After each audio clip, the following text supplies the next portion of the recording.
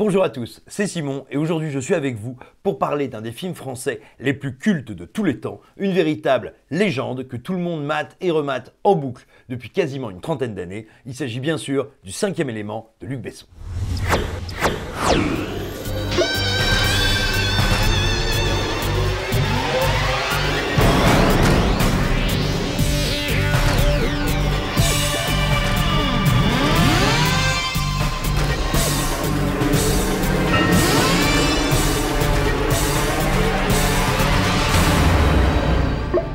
Ce qui nous a donné envie de faire cette vidéo, c'est le décès récent de Jean-Claude Mézières, immense dessinateur de bande dessinée, à qui on doit notamment Valérian, et dont les travaux ont influencé et passionné littéralement des millions de gens, parmi lesquels un certain George Lucas, qui a repris pas mal de ses planches, ou en tout cas s'en est inspiré, pour une certaine saga qui s'appelle Star Wars.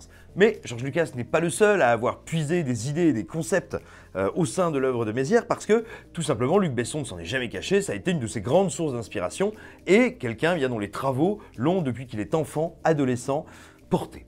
Et ça n'est évidemment pas franchement un scoop, puisque dès 1991, Mézières avait collaboré avec Luc Besson à un projet dont le nom de code à l'époque était Zaltman Bleros, qui ne verra pas le jour, mais qui va servir de base graphique à ce qui deviendra le 5e élément. Et donc logiquement, on s'est dit que c'était le moment d'aborder ce film qui, vous nous en causez souvent sur écran large, et pour beaucoup encore très cher, très vif dans leur mémoire.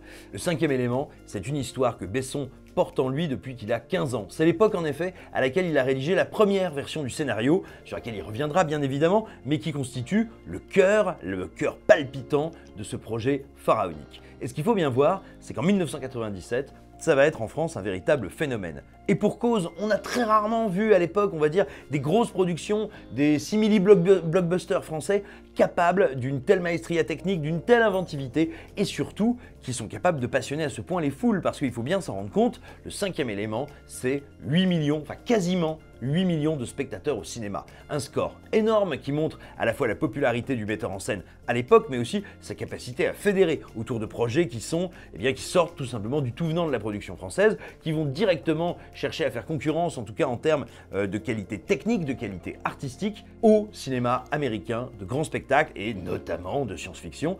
Et effectivement, pour beaucoup de gens, ça va être à ce moment-là un bonheur et un choc, parce que le film est enlevé, parce qu'il est coloré, parce qu'il y a quantité de décors différents, parce qu'il y a des séquences extrêmement spectaculaires, et il va embarquer tout le monde, on va dire, vers une autre dimension. Non, parce que cela commence quand même sur Terre, mais dans un univers à base de vaisseaux spatiaux, il y a des bébêtes, des trucs extraterrestres, ça part dans tous les sens, et puis tout simplement, on va y retrouver énormément, on va dire, d'influence esthétique du cinéma en général, et de la SF en particulier. Par exemple, quand on voit Lilou marcher le long de ces corniches d'immenses bâtiments, c'est dur de ne pas voir là une espèce de réinvention pop et colorée des Ailes du désir de Wim Wenders. Mais plus généralement, il y a beaucoup d'éléments qui évoquent un pan fondamental de la SF qui est Métal Hurlant. Métal Hurlant, ça a été un magazine de science-fiction, de courts récits dessinés, de bandes dessinées, qui a été révolutionnaire dans l'histoire aussi bien de la BD que de la science-fiction, parce qu'il y a eu tellement d'idées, il y a eu tellement de concepts qui ont traversé cette publication,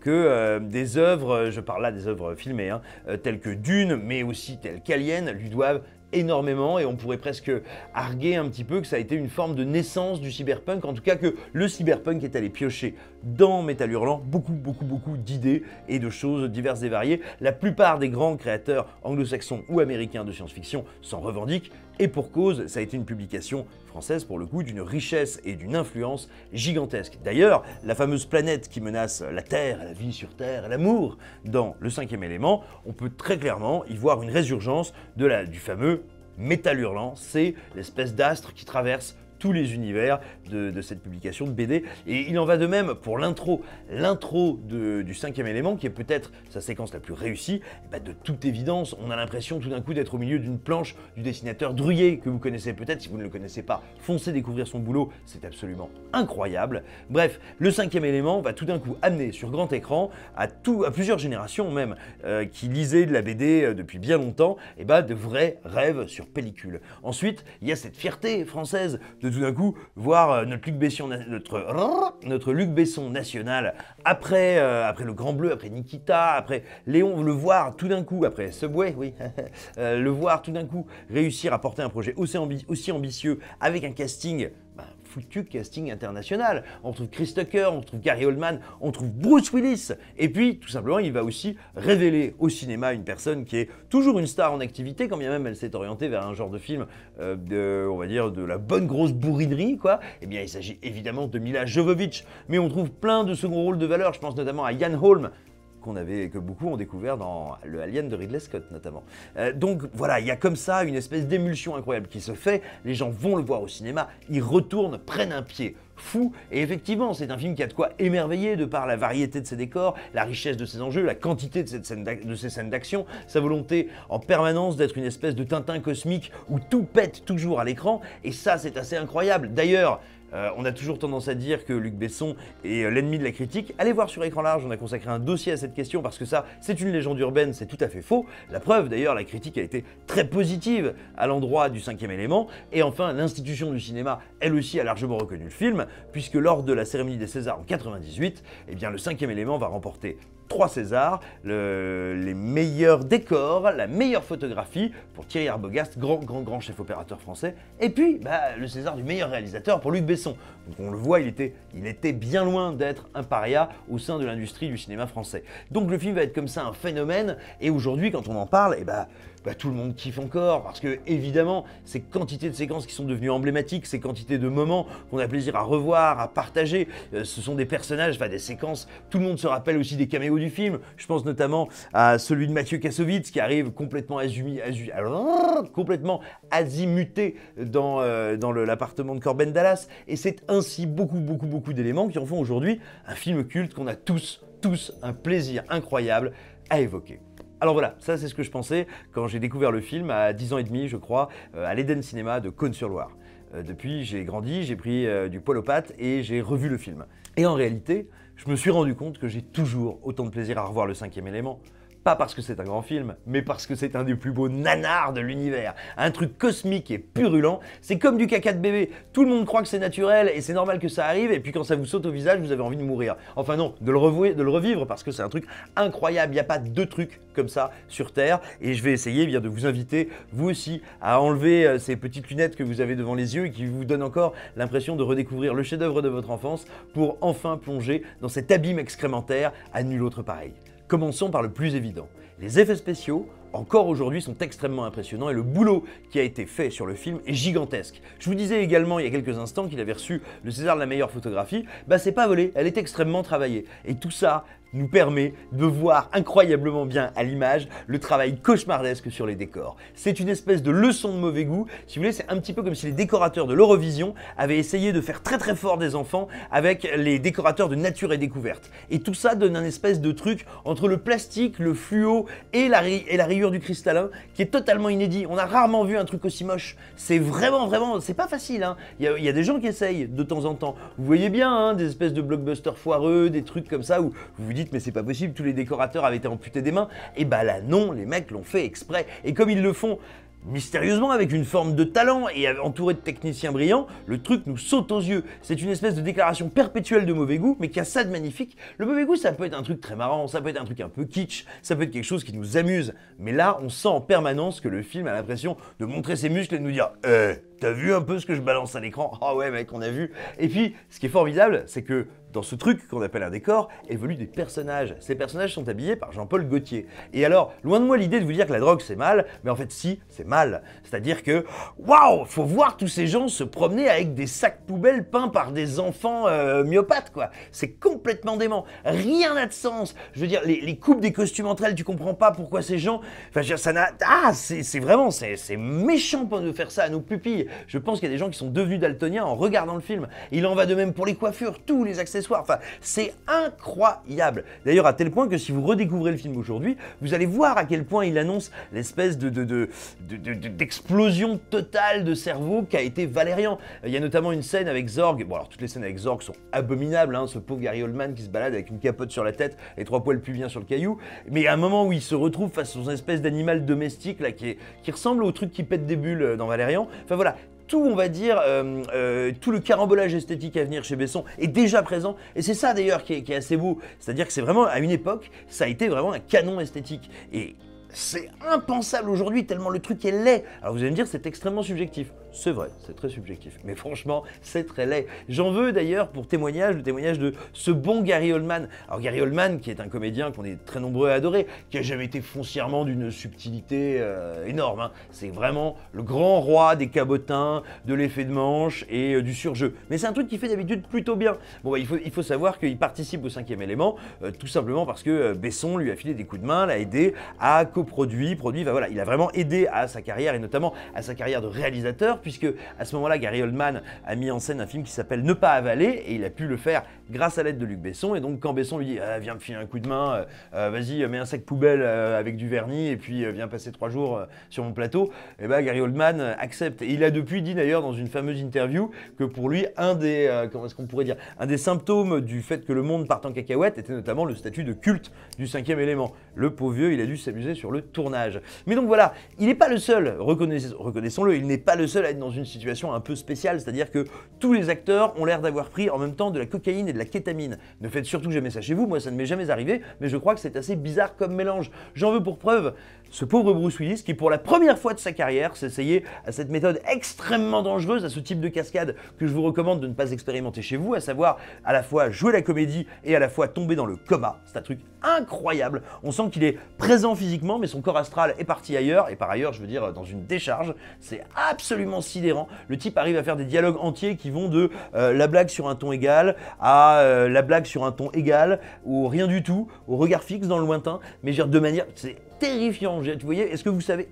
il paraît que quand on prend quelqu'un en photo, on lui vole son âme. Moi, ma théorie, c'est que c'est peut-être vrai, et c'est arrivé à Bruce Willis avec donc ces caméras de cinéma qui sont, rappelons-le, finalement rien d'autre que des appareils photo qui prendraient 24 images par seconde. Donc je pense que vraiment, sur ce tournage-là, on lui a aspiré tout ce qui pouvait lui rester de cerveau. Ça se voit en direct, le mec se décrépit au fur et à mesure du film. C'est un spectacle innommable mais rigolo. Et il en va de même, bon bah alors Chris Tucker, t'as l'impression qu'il joue suffisamment mal pour que les mecs le virent. C'est incroyable, il hurle dans chaque séquence, et vraiment, mais il y a des moments, c'est mon cerveau qui crie avec lui, quoi. On dirait, ah pauvre vieux, on dirait une bête qui demande à un chasseur de l'abattre. C'est absolument surréaliste. Bon alors Milla Jovovich, que dire de Milla Jovovich? Elle donne tout ce qu'elle peut dans le peu de rôle qu'elle a, qui est pas particulièrement écrit, qui a très bien marché, qui est devenu très populaire, suffisamment populaire pour qu'elle continue à beaucoup travailler au cinéma, pour qu'elle devienne l'égérie de la saga Resident Evil, et pour qu'elle continue d'ailleurs de travailler à peu près dans tous les films de Paul W. Non, oh là là, de Anderson, le mauvais Anderson, enfin le Anderson sympathique mais mauvais. La pauvre. Elle n'est pas particulièrement bonne comédienne dans ce film, c'est le moins qu'on puisse dire. Et en plus de ça, eh bien, elle joue avec ce personnage, alors qui existait déjà chez Luc Besson, mais qui là va arriver, on va dire, à son point d'incandescence, à son point de fusion, au moment où les synapses collent et explosent. C'est-à-dire le personnage féminin qu'on pourrait qualifier de tueuse innocente, femme-enfant, femme-objet, espiègle, oh là là, qu'elle est bonne, c'est affreux, filmons-la toute nue. Ce qui est un truc très désagréable, hein. C'est assez dur d'aller plus loin dans la réification de la femme, c'est assez infect et ignoble, on y reviendra parce que ça c'est une dimension importante du film, l'ignominie faite aux femmes, mais là vraiment c'est un truc, c'est compliqué à regarder tellement c'est con. Bon après il y a plein de trucs cons très drôles à regarder dans la vie, mais quand on en met autant au même endroit, au bout d'un moment ça pèse un petit peu, mais tout ça, tous ces soucis ne seraient rien sans la mise en scène de Luc Besson. Parce que un des trucs qui est intéressant avec Luc Besson, c'est qu'il a souvent été, on va dire, mis en avant pour sa grande maestria technique. Et on ne peut pas lui ôter, on va dire, d'avoir su rassembler très souvent des techniciens de très haut vol.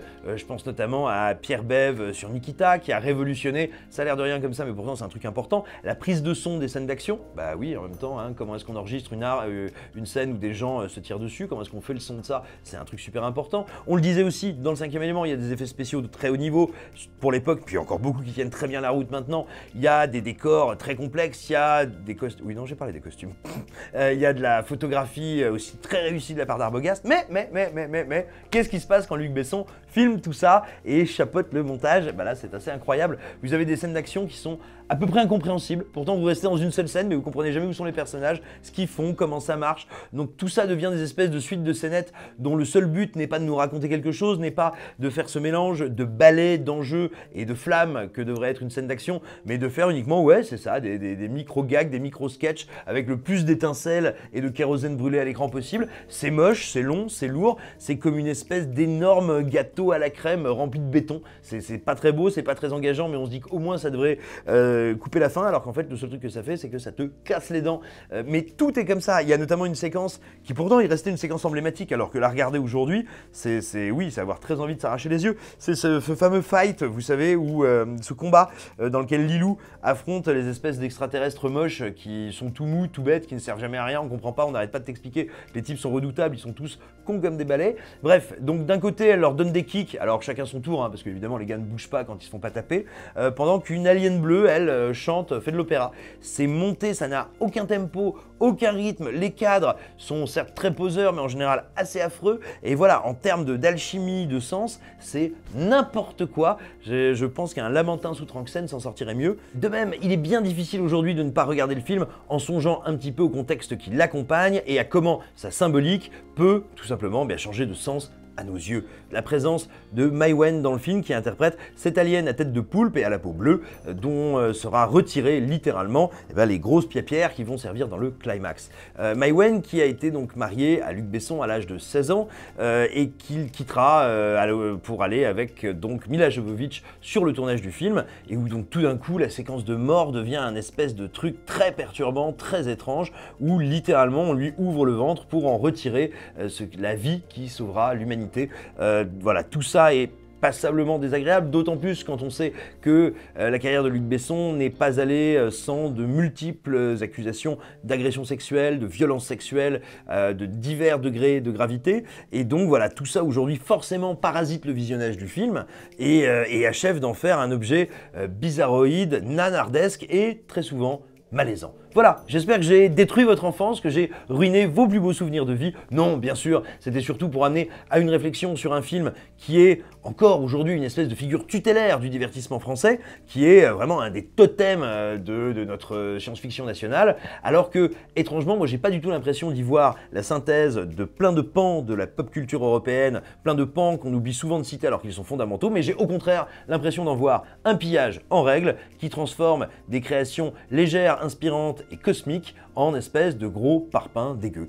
Et bien voilà, maintenant vous pouvez réagir à cette vidéo, vous pouvez la partager, vous pouvez évidemment m'insulter, m'expliquer que je n'ai rien compris, que je ne suis rien qu'un gros méchant. Et puis vous pouvez aussi, si vous avez adoré cette vidéo, ou si vous voulez tout simplement soutenir Écran Large afin d'obtenir ma tête ou des membres, je ne sais pas, ou qu'on me fasse souffrir, eh bien vous pouvez devenir membre premium de la communauté Écran Large en suivant le lien qui est indiqué en description de cette vidéo. Vous pourrez, contre quelques euros sonnants et trébuchants, si vous en avez l'envie et les moyens, devenir un abonné de Écran Large. Et donc ça fera de vous un membre de notre grande communauté. Nous, ça nous permet de moins dépendre de la publicité et plus directement de vous.